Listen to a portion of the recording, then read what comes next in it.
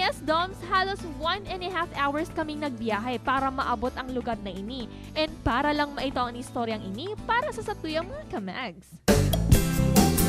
And after kan harahalabang biyahe, samuyan ang naabot ang samuyang destinasyon. Aram daw ni mga kamags na igdi sa tamban tinambak ka Marinesur, may sarong pamilya na nagtataon ng libreng pagpapaaki sa mga ina-digdi. So, let's find out! Mainit kaming sinabat kan mga volunteers kan Socorro Sevilla Cabral Foundation, igdi sa Saindang Lying in Clinic.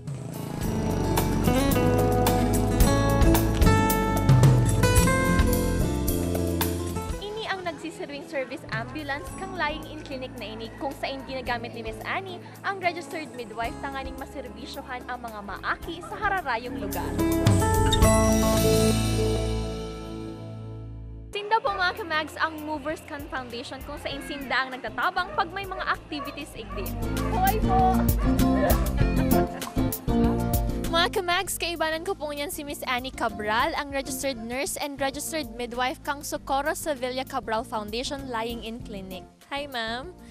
Ayan ma'am, paano po nagpuon ang sa indang foundation? Actually, ini talaga ang pinaka-idea kang magurang ko, lalo na ang nanay ko, kasi sinda ang saro sa mga founders kang tamban. Tapos nahiling ninda ang mga pangangaipo talagang pinaka-demand na pangangaipo kang mga tao, ang salud na pag minaarabot sa sentro, sa hospital, halos mayo na nimbuhay dahil sa rayo, lalo na kaitong mga panahon. Paano po Lying in Clinic ang naisipan na itugdok kang foundation? Kasi, kadakul, ay, di sa tamang kadakul buntis, kadakul man na disgrasya. Tapos, ang mga aki, bagay yun ang mga future sa mga magiging mga syudadano kang komunidad. So, ang gusto mi, madakula ang mga aki na ini, dahil masayang ang life. Kaya, ang pinakaano mi talaga itong safe delivery. Tapos, medyo sadit pa ang foundation mi kasi iyo pa lang, mga family lang, kami lang mga pamilya ang nag-finance talaga. Ang gabos na pregnant moms na nagdidigdi, pigtataunin daning libreng serbisyo, pati naman bulong. Harani sa puso ko mga kamags ang istoryang ini, ta ako man sarong registered midwife. Ayan, Miss Annie, para po ba sa mga taga-tamban lang ining services nindo? And ano po si mga services na offered kang foundation digdi sa Lying in Clinic? Minuk na talaga ini yung foundation. Mayo kaming kinikilingan, mayong inaanong pinipiling tao.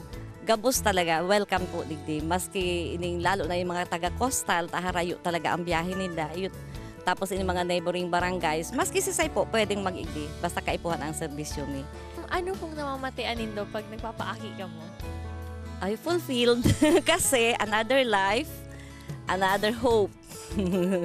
Kaya, tapos, pag nahihiling na ang baby, lalo na pag healthy ang baby, di talagang pag-iisip mi iyon ay magiging future, who knows, iyo maging saro sa presidente kang Pilipinas ang pinaaki na ni.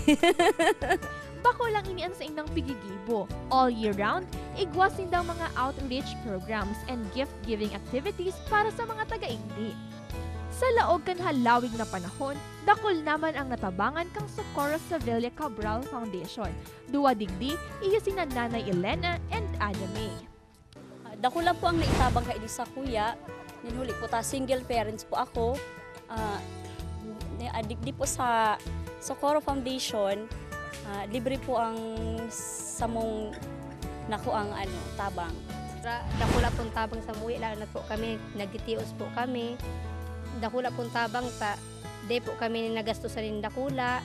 Tsaka ang serbisyo po ni ma'am, yaon po sa muya. Tanganing mas accessible para sa mga maaki na yaon sa coastal barangays, inilaag ang Lying in Clinic na ini, haraniigdi sa Agrang River. Ayan mga kamags, kaibanan ko po si Baby Andre, saro sa mga inaki-igdi sa Socorro Sevilla Cabral Foundation Lying in Clinic.